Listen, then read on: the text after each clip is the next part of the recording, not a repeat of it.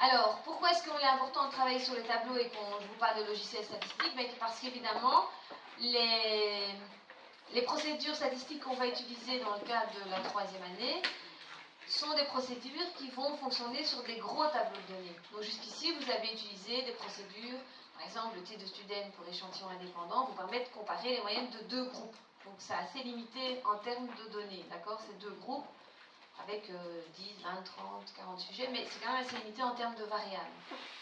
Les procédures qu'on va étudier cette année sont des procédures qui permettent de faire des analyses statistiques sur des plus gros tableaux de données, beaucoup plus de données. Et donc, il faut réfléchir à comment structurer ces tableaux et quelles sont les informations que je dois mettre en ligne, que je dois mettre en colonne, quelles sont les informations que je peux aller retirer dans ces tableaux. Donc, ce sont des tableaux, alors les rangées, on va les appeler P. Donc on va aussi décider d'un certain vocabulaire qu'on va utiliser ensemble. Donc les rangées, on les appellera P. Donc au maximum, il y a P rangées dans mon tableau, ou ligne, et il y aura Q colonnes dans mon tableau. D'accord? Donc le maximum de colonnes, on va l'indicer Q, et le maximum de rangées, on va l'indicer P. Et avec P et Q plus grand que 2, c'est-à-dire des tableaux avec plus de colonnes et plus de lignes. Alors à quoi ça ressemble? Ça peut ressembler à quelque chose comme ça, c'est-à-dire un truc tableau avec des colonnes et des lignes ou des rangées. Vous voyez que je vous ai dit Q colonne, vous voyez que la dernière colonne s'appelle Q. Que P, c'est ce qu'on va appeler la dernière rangée. Alors, 2 nouveaux indices que l'on va utiliser, c'est que l'indice I, ce sera l'indice qui va courir sur les rangées. Donc l'indice I, c'est celui qui nous dit dans quelle rangée appartient à la donnée. Et l'indice J, c'est celui qui va courir sur les colonnes. C'est-à-dire que si je donne l'information J, je sais dans quelle colonne je me trouve.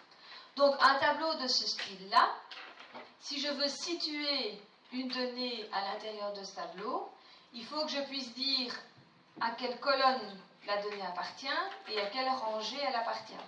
Oui ? Donc il faut que je puisse donner l'indice I et l'indice J. Alors on met d'abord l'indice de rangée et puis l'indice de colonne, comme dans l'ordre alphabétique, d'abord le I et puis le J. Ça va? Et donc, je vais juste revenir. Voilà.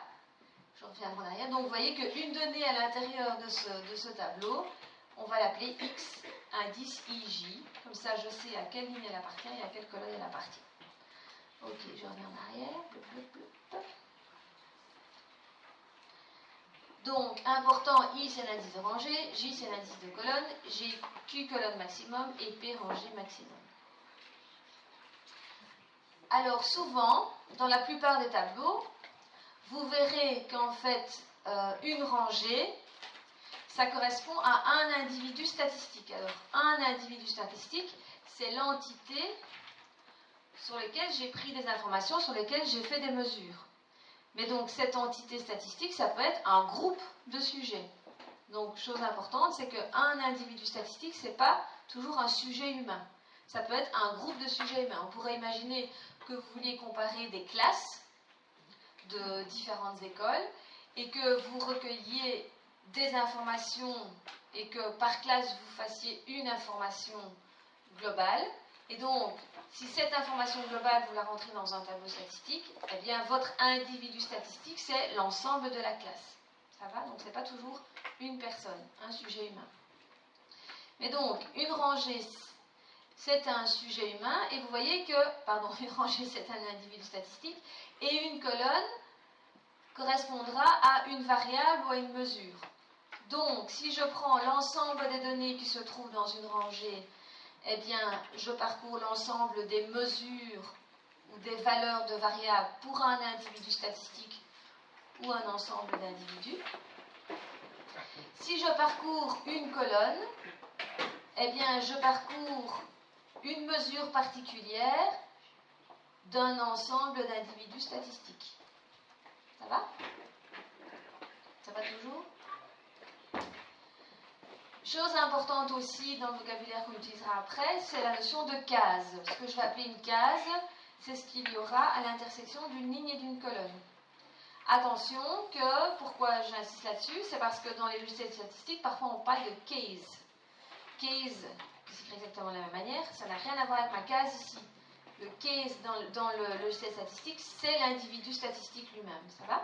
C'est le nombre de... c'est la rangée en fait dans le logiciel. Moi, quand je parlerai de case, c'est vraiment l'intersection entre une colonne et une ligne. Alors, dans cette case, soit il y a une seule mesure pour un seul individu statistique, et on parlera de tableau à une seule donnée par case, soit on pourra trouver un ensemble de mesures pour des individus différents. Dans certaines procédures que je vais vous expliquer, plus particulièrement l'analyse de variance à 2 critères croisés, on verra qu'on aura des cases et qu'à l'intérieur des cases, on aura plusieurs données correspondant à la mesure sur plusieurs individus statistiques. Prenons les tableaux à une donnée par case. On verra qu'il y en a de deux types.